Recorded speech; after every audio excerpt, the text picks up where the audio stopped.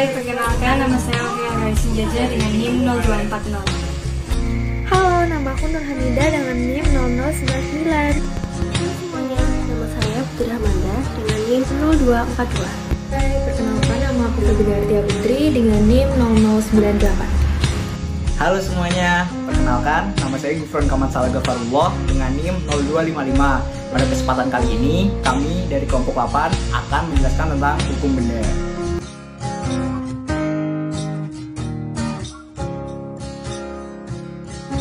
Nah, sebelum kita mengetahui apa itu hukum benda, pertama-tama kita harus mengerti pengertian dari benda tersebut.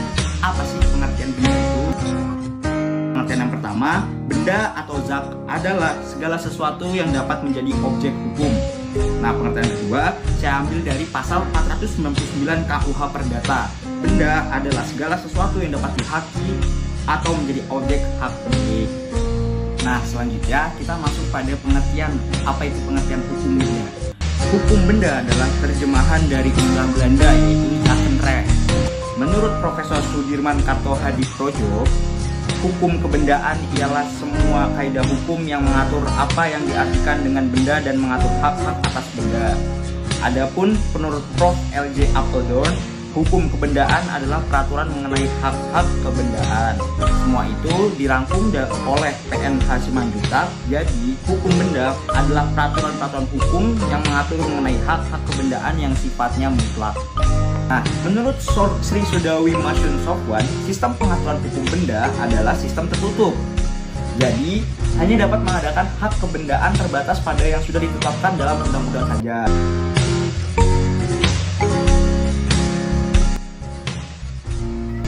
Asas benda ini bersifat memaksa, di mana kehendak para pihak tidak dapat mempengaruhi isi hak kebendaan, karena sudah ditentukan oleh undang-undang. Yang kedua, benda ini dapat dipindah tangankan, kecuali hak pakai dan hak mendiami. Yang ketiga, asas individualis, yang dimaksud bahwa orang hanya dapat sebagai pemilik dari barang yang berwujud. Yang keempat, ada asas totalis, yang berarti seorang memiliki hak atas keseluruhan benda.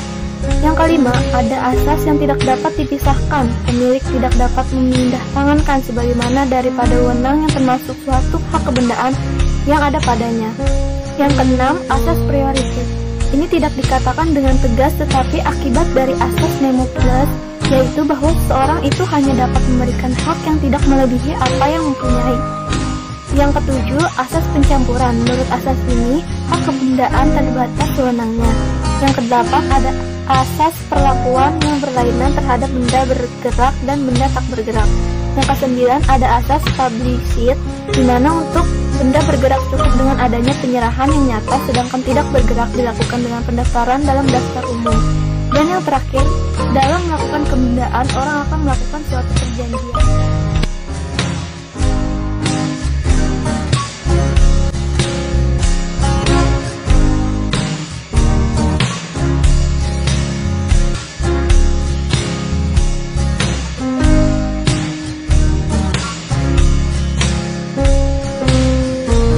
Jelasin tentang macam-macam benda menurut sistem hukum barat. Nah, macam-macam benda menurut sistem hukum barat dibedakan dalam dua hal, menurut pasal 503 KUH Perdata dan 504 KUH Perdata.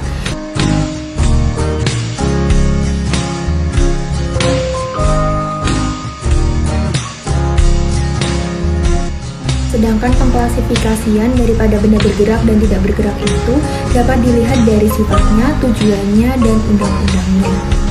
Nah, benda bergerak menurut sifatnya diatur dalam pasal 509, yaitu berbunyi tentang benda yang bergerak adalah benda yang dapat dipindahkan dari satu tempat ke tempat yang lainnya.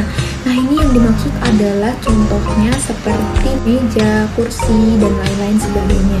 Benda yang tak bergerak menurut sifatnya adalah segala benda yang tidak dapat dipindahkan dari satu tempat ke tempat yang lainnya, misalnya pohon, sawah, dan lain-lain. Benda tak bergerak menurut tujuannya adalah segala sesuatu, benda atau barang yang menurut sifatnya adalah pengertian dari benda bergerak, senantiasa digunakan oleh para pemiliknya dan menjadi alat tetap pada benda yang tidak bergerak. Misalnya di dalam suatu pabrik terdapat benda bergerak menurut sifatnya tapi menjadi benda yang tidak bergerak. Contohnya seperti apitan besi, penggilingan, dan lain-lain. Benda tak bergerak menurut undang-undang adalah segala hak atas benda tak bergerak. Misalnya adalah hak pakai atas hasil justru benda tak bergerak itu sendiri. Benda bergerak karena undang-undang adalah hak dari benda bergerak itu sendiri, misalnya sero atau hak pakai dari benda bergerak itu. Kita bisa mengetahui akibat apa yang ditimbulkan dari perbedaan benda bergerak dan tidak bergerak tersebut. Misalnya dalam kasus hal pemindahan tangan, dalam benda bergerak kita hanya cukup menyerahkan pasal 612 saja, sedangkan dalam benda tak bergerak kita harus melakukan yang namanya balik nama. Pengertian hukum kebendaan yaitu hak yang memberikan kekuasaan langsung kepada seseorang yang berhak menguasai suatu benda. Macam-macam hak kebendaan. Yang pertama adalah hak kebendaan yang memberikan kenikmatan. Contohnya yaitu hak milik, besit, atau keadaan di mana suatu benda yang dikuasai oleh seseorang seolah-olah benda itu adalah miliknya sendiri. Lalu ada hak memungut hasil, dan yang terakhir ada hak pakai dan mendiami. Dan yang kedua yaitu hak kebendaan yang bersifat jaminan. Contohnya yaitu gadai, lalu fidusia atau pengalihan hak kepemilikan suatu benda. Selanjutnya yaitu hipotek, ada hak tanggungan, dan yang terakhir ada sistem resi gudang, di mana sistem resi gudang adalah kegiatan yang berkaitan dengan penerbitan, pengalihan, penjaminan, dan penyelesaian transaksi resi gudang. Hak kebendaan menurut Undang-Undang Pokok Agraria atau UPA. Menurut pasal 16 UPA atau UU Nomor 5 Tahun 1960, hak atas tanah adalah yang pertama hak milik. Hak milik adalah hak turun-temurun terkuat dan terpenuh yang dapat dipunyai orang atas tanah dengan mengingat semua hak atas tanah mempunyai fungsi sosial. Hak ini terkandung dalam pasal 20 ayat 1 UPA. Yang kedua, hak guna usaha. Hak guna usaha adalah hak untuk mengusahakan tanah yang dikuasai oleh negara dalam jangka waktu paling lama 25 tahun guna perusahaan pertanian, perikanan, atau peternakan. Hal ini terkandung dalam pasal 28 ayat 1 UPA. Yang ketiga adalah hak guna bangunan, keempat adalah hak pakai. Yang kelima adalah hak sewa untuk bangunan. Yang keenam adalah hak membuka hutan dan memungut hasil hutan. Yang ketujuh hak guna air, pemeliharaan, dan penangkapan ikan. Yang kedelapan hak guna ruang angkasa. Yang kesembilan adalah hak-hak untuk tanah untuk keperluan suci dan sosial. Lalu saya akan menjelaskan tentang hukum waris.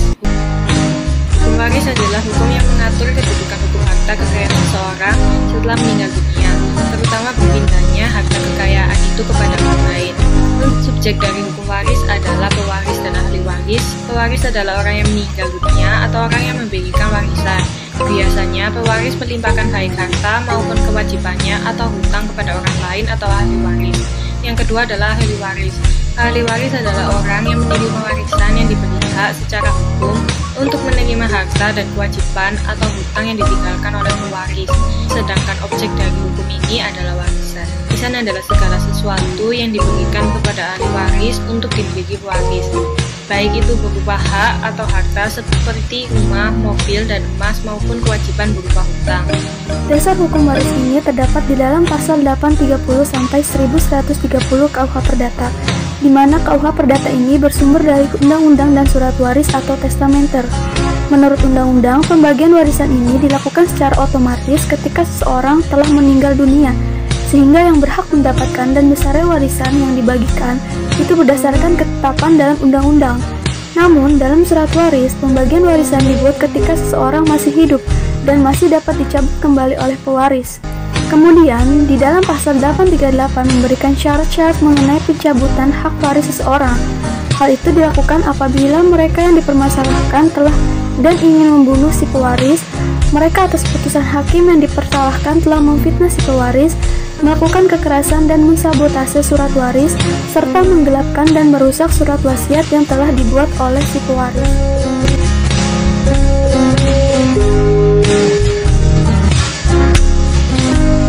Sekian, terima kasih. Sampai bertemu Di video selanjutnya. Tetap semangat Dan jaga kesehatan ya.